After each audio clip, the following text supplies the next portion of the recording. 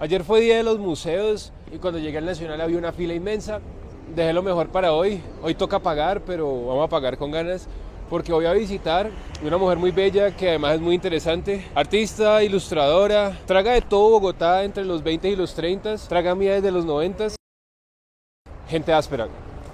Nació en una familia pues adinerada. Los abuelos se la llevaron a vivir a los 7 años a Londres y estuvo como todo su tiempo estudiando su colegio, su bachillerato, en general viviendo como la high life, ¿sí o qué? El papá de Carolina Cárdenas había urbanizado toda la parte actual de la avenida Chile, entonces pues era gente con luquita. Ella era una mujer vanguardista y representó la feminidad usando las influencias de su época. El muralismo mexicano, que llevó la atención a los campesinos, el art déco que simplificó las formas, todo terminó en sus dibujos. Por esta época los dibujos o bocetos no tenían un valor artístico particular, hasta que Ena Rodríguez, una compañera de su escuela, también pintora colombiana, inició una exposición de dibujos y a todo el mundo le pareció bien. También como que había empezado ya una inclinación a las artes menores con el art déco y el art nouveau. Para el arte de la época esto fue bastante importante, transgresor.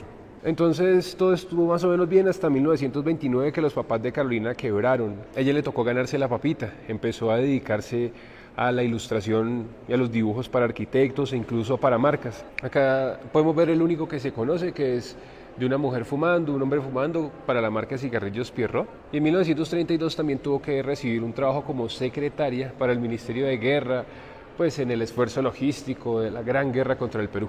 Los registros históricos también hablan de cómo era ella, ¿no? Hablan de una mujer sensible que le daba valor a la amistad, que vivía en sí misma. Sin embargo, creo que es un poco injusto decir esto de ella, solamente porque para la época ese era el canon de cómo debía ser una mujer y lo único que podemos decir de ella es que es creativa. La apostó a la exploración con la fotografía desde el principio, con algunos de sus colegas. Podemos decir que lo suyo era principalmente la cerámica. Logró ser maestra de este material en la Escuela de Bellas Artes en 1935, se ganó una beca para estudiar en España y antes de irse hizo la primera exposición de cerámicas en la historia de Colombia.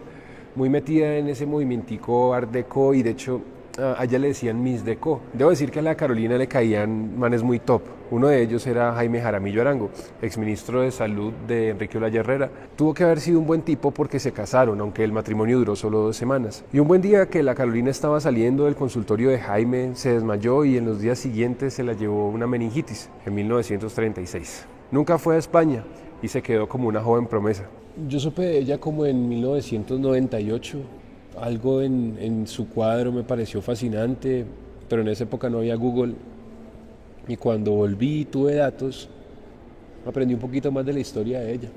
Gracias por seguirme, díganme si les gustó este tipo de formato, pero por encima de todo déjense inspirar por las cosas que les parecieron chéveres. Este video estaba a punto de acabarse hasta que una persona de información me cogió en la salida y llegó y me dijo como, ve el cuadro que estás buscando, está guardado y tenemos 12.000 piezas pero solamente mostramos 1.200, entonces realmente no sé cuándo lo vas a volver a ver. Muchas gracias por decirme qué pasó con el cuadro de Carolina, hombre.